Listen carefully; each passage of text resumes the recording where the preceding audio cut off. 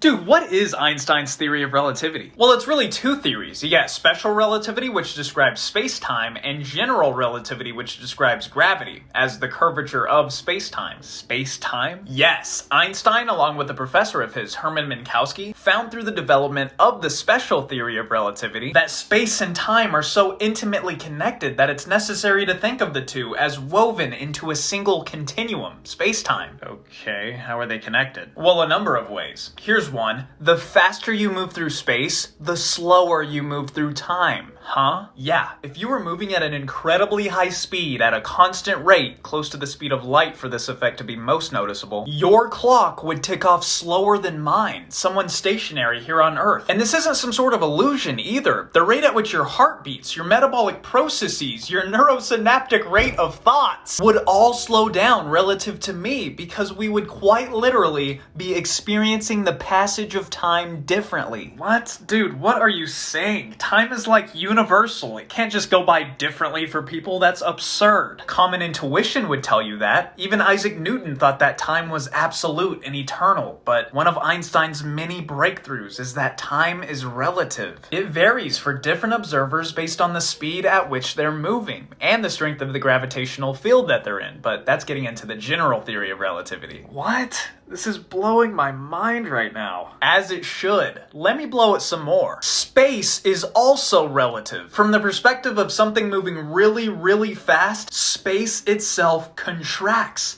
Distances to things literally get shorter. Again, this wouldn't be your mind tricking you, it's what would be actually happening in that perspective, or frame of reference. Alright, how do we know any of this? Believe it or not, there's just two postulates, or rules I guess you could call them, that make up the whole special theory of relativity. And what I've just described to you, formerly known as time dilation and length contraction respectively, are direct consequences of these two rather simple things. Let's hear them. Postulate 1. The laws of physics are the same for anything that isn't speeding up or slowing down, what we'd call an inertial reference frame. And postulate 2, the speed of light in a vacuum is the same for all observers, no matter what your frame of reference is. From the combination of those two assertions alone, we conclude that there is no absolute space, there is no absolute time, there is no absolute motion or simultaneity. Different observers can and will measure different values for each of these things, and be equally as correct in their frames of reference. It's all relative, hence the theory of relativity.